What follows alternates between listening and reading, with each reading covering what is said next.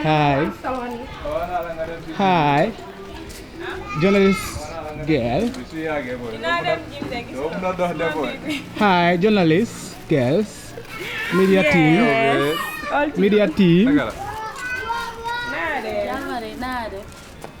Bisu tegal sa bag yi noonu rek nga ñëw toppani. Ak suma musóor. Waaw tegal sa bag non teg ko na le rek si beneen kër bi nga ñëw toppani. Na ne.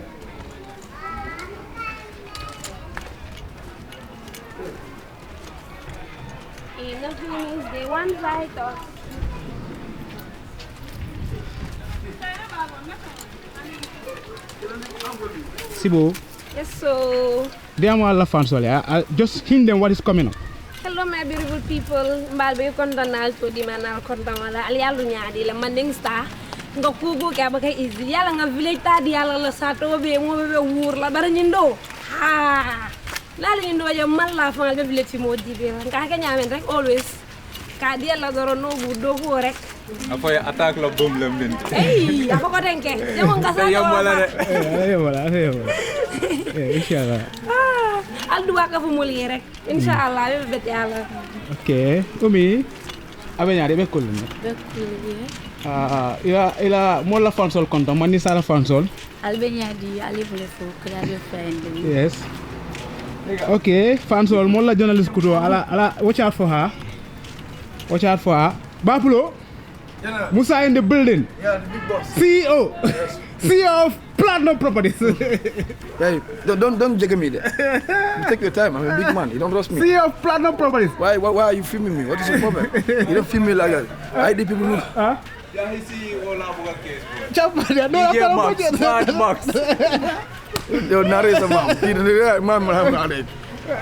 Man boss la, boss man. Sa boss ma ko def fi. Voilà, so de ma ko def sa. Sa waré bi na ko jël. Sa boss bu la def fi ma ko def def la faya. Onda faya. Dawal.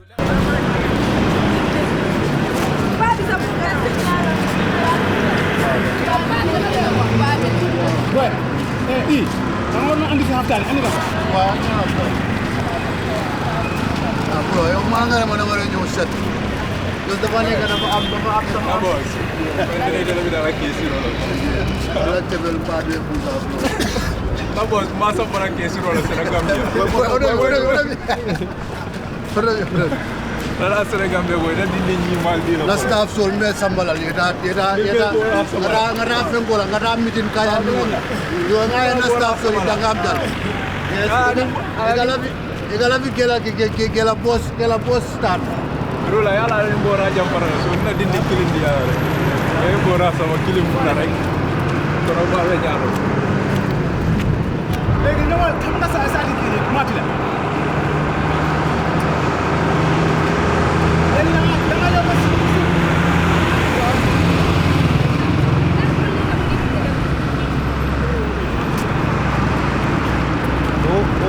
Kodo kela interviews.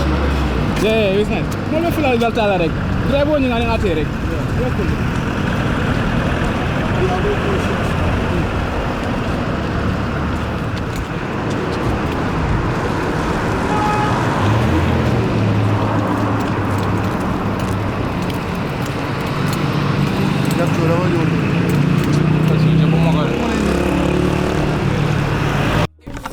Ban mo le muru jana way.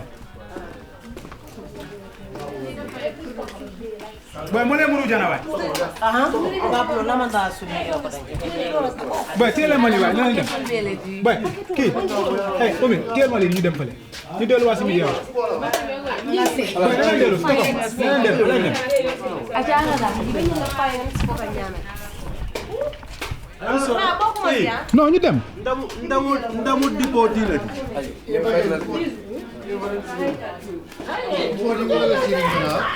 Alan dem. Yes. All the way from Ambine ila wife la buro da mu vi nyim ko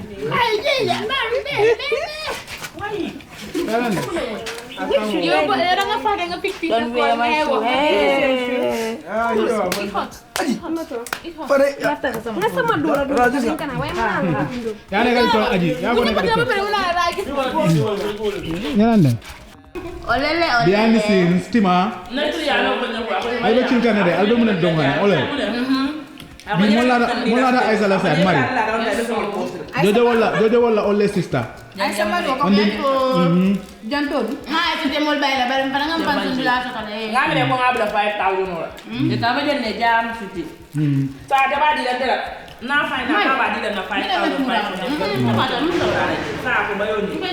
ya boy ila console ko non na fansul mbena fansul be kon tonna ala fo gaay pare kam ni movie kama kana la na fansul mbal be kon tonna sima ya bani njata kende ane harje furu ne laban ko nya ba fulale ko mimbe kan alo fana jibe ni hakilo la kana jibe ni sola ni wala fa on be tokla ni don tin bota min ko ali mu follow the fansol be lon kabri gambia bam sate be dunya be kew because dunya be kan dole be kon donna be afo be mu follow bari be mi famo duwa kan yalla ko daman duwa wala kan be daman duwa la bara alama mal so fana na duwa li jabe wala mundi gambia tv to lañu mu la fa aka finti tv to mo be ka ji because ni ba fola lol ba fola lol ka nyaabo e fel savo fi mudu mala wotin tol bu ko jibe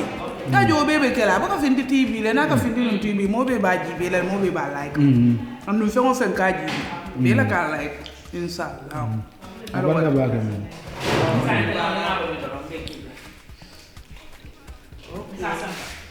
and the scenes Hanita hanya mo de nga mo do ne ko la ni ta ka ni ko sa ni sa ko de mania ka ni ya ko de ko ma sa wa ni